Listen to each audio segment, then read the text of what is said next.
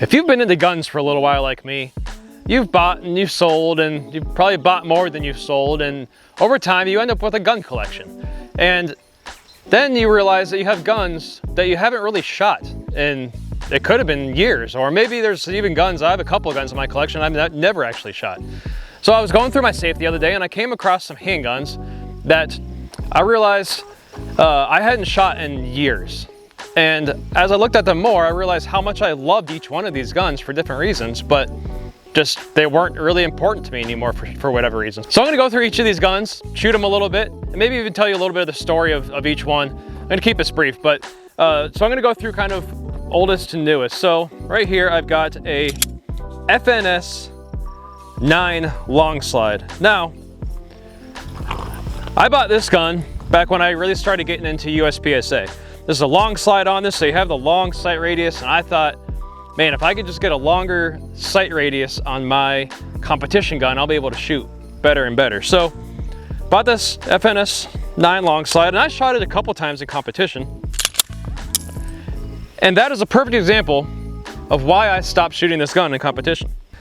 For some reason, the way that this fits in the mag well is super tight.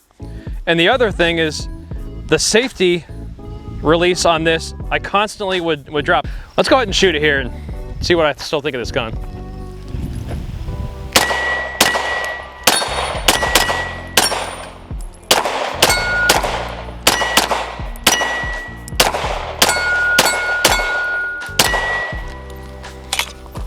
So admittedly, I haven't shot irons in a long time either. But yeah, it's, you know, the long sight radius is nice. It's actually, for a stock trigger and everything, it's not bad. It's better than a lot of stock triggers, I think. Yeah, this gun just got put in the safe and hasn't been picked up since. Let's go to the next one.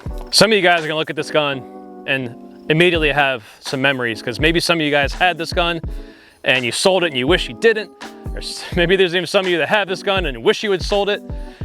This is a Hudson H9. What's unique about this gun is, you see, it definitely looks a little different when you first look at it. Your recoil system is all located down here. You notice the trigger looks like a 1911 trigger, but there's kind of this weird, you know, the safety in the trigger is pivoted at the bottom. It's a striker gun, but it looks and feels like a 1911. Yeah, so let's see how this goes.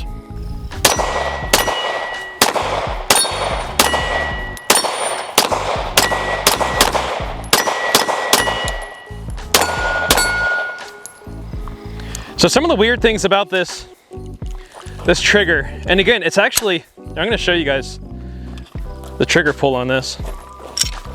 Empty. All right, so there you got the take up there. You got just a little bit of take up there before you go up against the wall. It is a fantastic trigger. The fact that they figured out how to make, it's still not quite a 1911 trigger, but pretty darn close in a striker fire gun. Moving the bore axis, you know, the whole idea with the recoil system under here is moving the bore axis low. They had a lot of great ideas with this gun, and it does feel nice. I'd actually love to get this cut for a red dot, because that's just what I've been shooting for years now. And I think I would like this gun even more, but I love this gun. In fact, of all the guns that I've got here, this and one other gun would be, I don't know if I'd ever see getting rid of it. But let's go to the next one. All right, you guys are looking at this one. It is a Polymer 80. You guys are like, okay, Greg, what's so special about the Polymer 80? You can see it's dirty, and it's just, yeah, I mean, a lot of you guys have Polymer 80s. If you don't know about Polymer 80s, they're a company that came out with a frame that is 80% complete, comes with a kit, so you can finish it, so it doesn't have to be serialized, all that stuff. There's a bunch of drama around that, politically right now. But anyway, with this gun, the Polymer 80 is the first handgun I ever built. And really is from ground up, because it was 80% lower, but it's the first gun I ever put an aftermarket trigger in. This is the gun that taught me how to shoot red dots. This was the first gun that I could, back when I built this, you couldn't just buy guns off the counter, but that were milled out for red dots. But let's do a little shooting here.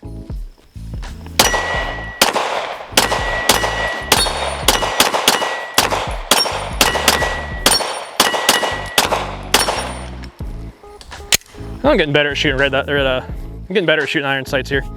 So honestly, it shoots really nice. This gun is what got me going. Every other gun after this is a red dot. I haven't bought an iron sight only gun since. So this is a kind of a special gun to me. With that said, let's go to the next gun. All right, we have my CZ P10C. I bought one of the first ones that I could find. I had a stipple job put on it. I put different trigger shoe. I never did change the internals. In my opinion, this gun is the best trigger you can get in a striker gun, hands down. Let me show you guys. Again, it's different trigger shape shoe, but as far as the take up and everything, that's it right there. Reset, click. I love this gun. And honestly, this is the gun that I saw in my safe and I was like, it hit me in the heart, because I'm like, I love this gun. This is probably my favorite gun-ish out of my whole collection. Let's shoot this.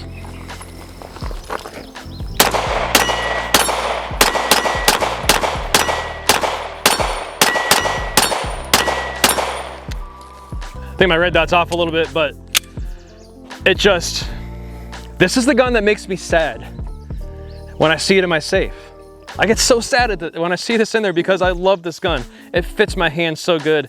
It shoots so nicely. The recoil is just so manageable. The trigger, it's a stock trigger. It's probably one of my favorite triggers. I love this gun. I look at it and it makes me happy inside, but then it makes me sad when I go put it back in my safe, because I know that I don't know when the next time is I'm gonna pick this gun up. And the reason that is because of these guns. I got my 6 Hour 365X macro, and the gun I was shooting this before this was the XL. I just stepped up to this last year.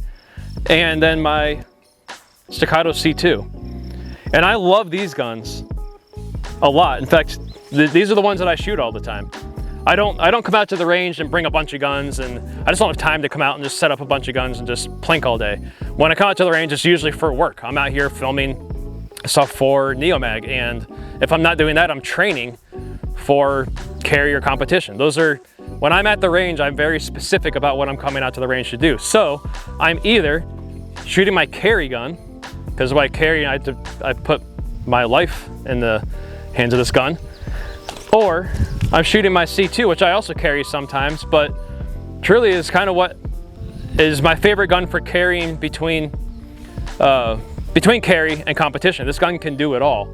So tell me, do you have similar story as me? Do you have guns that are vital in your journey as a gun owner and a competition shooter and concealed carry and all those things, but just get put in a safe and they don't really get picked up all that often? What are your core guns that you spend time shooting in competition and carry? I'd love to hear it.